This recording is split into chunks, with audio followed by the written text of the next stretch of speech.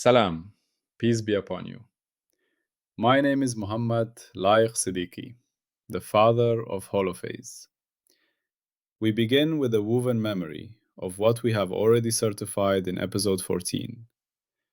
We only accept phase differences, delta phi, inside licensed finite windows. Each window carries a passport, a coherence threshold, an identifiability check, a ceiling and max, and an uncertainty budget. We lift locally only to differentiate. We place cuts only as bookkeeping. We excise where calculus is illegal. We certify the clean domain D. We build A as D phi tilde. We extract finite jets. We collapse by invariance across overlaps. And we promote only what survives every lawful redescription into public structure. Now we are going to do something that sounds simple, but it is one of the deepest sanity tests a framework can have. We are going to learn how to stop being bullied by the exact scribble, because the world is full of a very sneaky trap. The trap where we think the particular shape of something is the meaning, when actually the meaning is the essence. Let us make the trap feel real. Imagine we ask 10 children to draw a loop around a tree. One child draws a perfect circle. Another draws a shaky oval. Another draws a square. Another draws a messy potato shape. Another draws something that almost looks like a figure eight, but still wraps the tree. They are all different drawings. But when we look at them with common sense, we say, yes, all of these are around the tree. That phrase, around the tree, is not the exact incline. It is the type of action. It is the essence.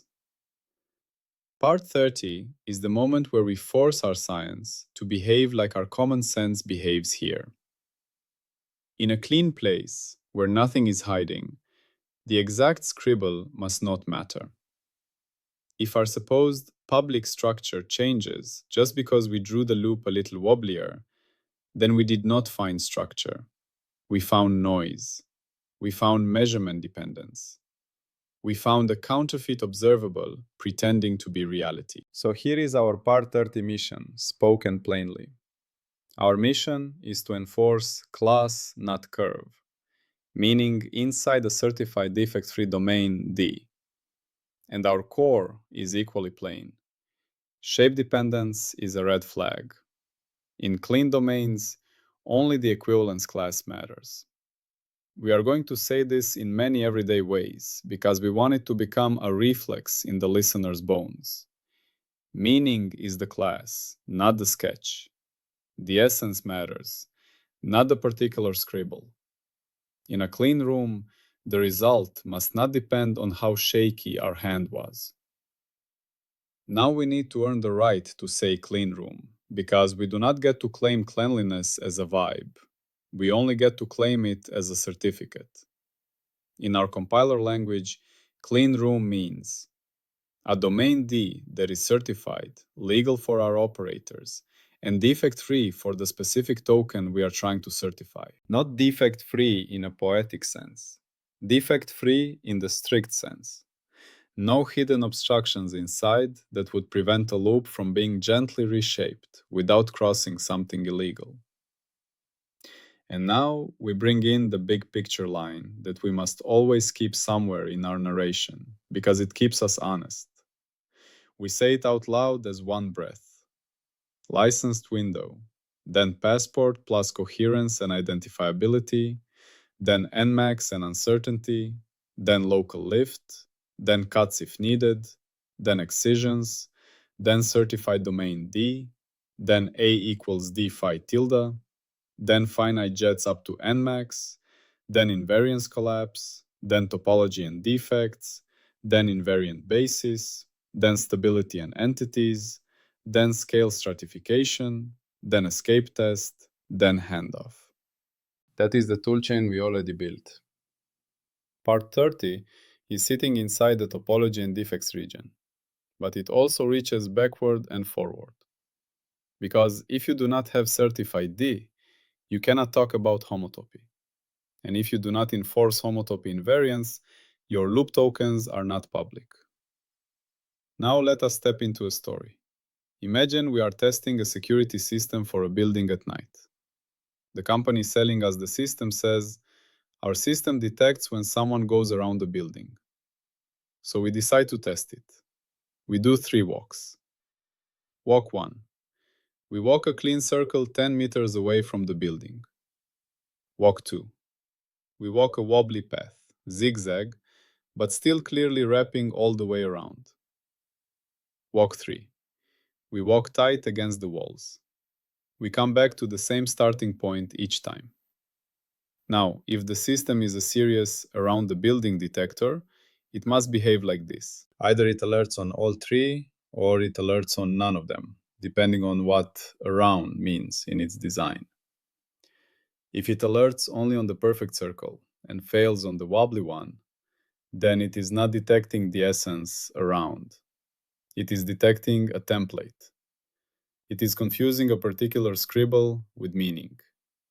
That is exactly the crime we are preventing in Part 30. We are installing a rule that says, if we are in clean territory and we claim a loop token is a public structure token, then it must not care about the exact curve. It must care only about the aroundness, the essence, the class. Now we say the word that mathematicians use for same essence under gentle reshaping. The word is homotopy. We will say it in everyday language first, and only then we will say it in formal language. Every day. 2 loops have the same essence if you can reshape one into the other without tearing it, without cutting it, and without dragging it through forbidden regions. Like a rubber band on a table. If we put a rubber band around a coffee mug, we can stretch it into a circle, or squish it into a squarish shape, or make it wobbly, still around the mug. As long as we never lift it off the table and never pull it through the mug, it is the same essence. Formal, spoken for audio.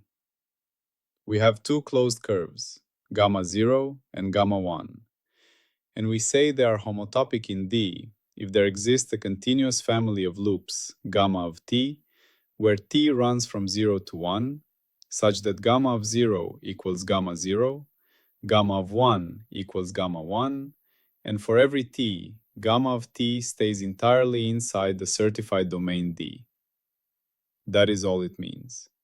Same essence inside D. Now we connect it to our loop memory from part 28. In part 28, our loop token was holonomy, the memory a loop carries by integrating A along it. Spoken for audio. Holonomy of gamma equals the closed line integral around gamma of A dot dl. Or, since A equals d phi tilde, it is the closed line integral around gamma of d phi tilde. And we remember a crucial principle from part 26 and part 28. Lift changes and constant shifts are bookkeeping. Derivatives kill constant offsets. So holonomy, built from A, is a candidate for public meaning. But part 30 says, candidate is not enough. In a clean room, holonomy must also be homotopy invariant. Meaning, if gamma 0 and gamma 1 are homotopic in defect-free D, then holonomy of gamma 0 must equal holonomy of gamma 1 modulo 2 pi. Now we translate modulo 2 pi for everyday ears. We remind ourselves, phi lives on a circle. A full turn is the same as no turn. So if the loop memory differs by a full number of turns, we treat that as the same phase class. That is why we speak of mod 2 pi.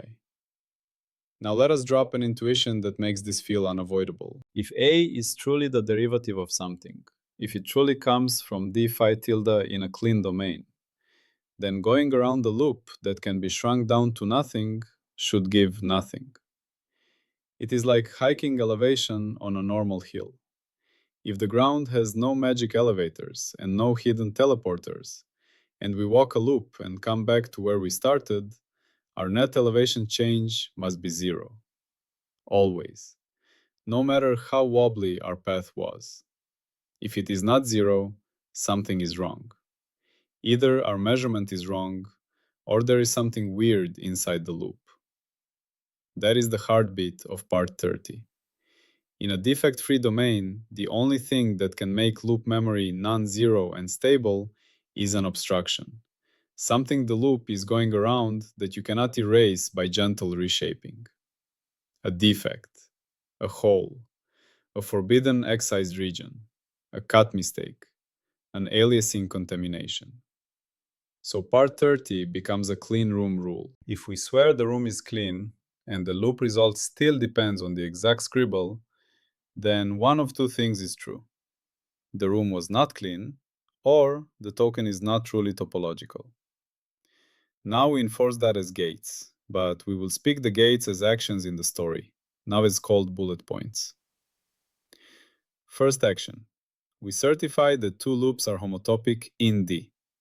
We do not handwave this. We check that there exists a deformation that stays inside D, and does not cross excised zones, and does not cross boundaries where A is undefined, and does not cross any declared defects. If we cannot certify that, then we do not get to call the loops same essence. We stop. Second action. We certify the domain as defect-free for the token we care about. Again, this is not a vibe. We have to check the domain for obstructions. If we find any, we do not pretend we are in a clean room. We type the defect, we carve the excision, we update D, or we refuse the token in that region. Third action, we apply invariance.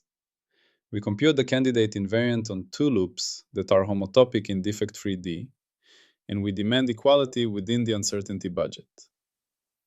If the values disagree beyond uncertainty, we do not celebrate new physics, we diagnose. And this diagnosis discipline is part of our 21st century seriousness. Most mysteries die when we enforce the legal domain and the invariance contracts. Now we do the mandatory stress test out loud, because episode 14 requires that we always test invariance under lawful redescriptions. So we say, stress test 1, constant shift. If phi goes to phi plus c, meaning we add a constant offset everywhere, then A does not change because A is d phi tilde and the derivative of a constant is 0. Therefore, holonomy on any loop does not change. If our computed holonomy changes under that, the computation is broken. Stress test 2, lift shift. If we choose a different local lift for phi tilde, related by adding an integer multiple of 2 pi and a constant, then A remains the same, because derivatives kill constants, and integer terms are constant shifts on overlaps. Therefore, holonomy built from A is lift invariant. If our result depends on which lift we picked, then we have smuggled bookkeeping into physics. Stress test 3, cut relocation. If we introduced cuts as bookkeeping, and we move the cut, without crossing defects and while staying inside our licensed domain, then any certified public token must not change. If moving a cut changes the token is cut artifact, not reality. Stress test 4, window refinement. If we refine the window, more resolution, more samples, public invariants should stabilize within uncertainty, not drift wildly. If they drift, we have aliasing or identifiability failure. These are not nice to have. These are the reason our words deserve to be called public meaning. Now we add a powerful everyday analogy at a different scale to make homotopy class, not curve, feel universal. Think of a subway map. A subway map is not drawn to scale. Lines are straightened, distances are distorted, the shape is a lie, but the connectivity is true. If you are trying to answer the question, can I get from station A to station B without leaving the subway network? You do not care about the exact geometry of the printed line. You care about whether the stations are connected through the network. That connectivity essence is homotopy-like thinking, what survives gentle redrawing. If a subway map's answer changes just because the designer made a line more curved on paper, the map is broken. Part 30 is the same demand, but for loop observables in our phase-derived structure language. Now another analogy, even more physical. Think of tying a ribbon around a gift box. You can tie it tight, you can tie it loose, you can make the bow on the left or on the right. The exact path of the ribbon can vary. But the question, is the ribbon wrapped around the box, does not change. That is essence. If a machine that is supposed to detect wrapped only recognizes one exact bow location, it is not detecting wrapping, it is detecting a picture. Part 30 says, if we claim a loop token is wrapped around the defect, it must not depend on how we doodled the wrap. Now we bring in the rigorous consequence that makes part 30 a sharp knife. In a defect-free, simply connected domain D, any loop can be continuously shrunk to a point without leaving D. That means every loop is homotopic to the trivial loop, and the trivial loop has holonomy 0. So in such a domain, holonomy must be 0 for every loop, modulo 2 pi.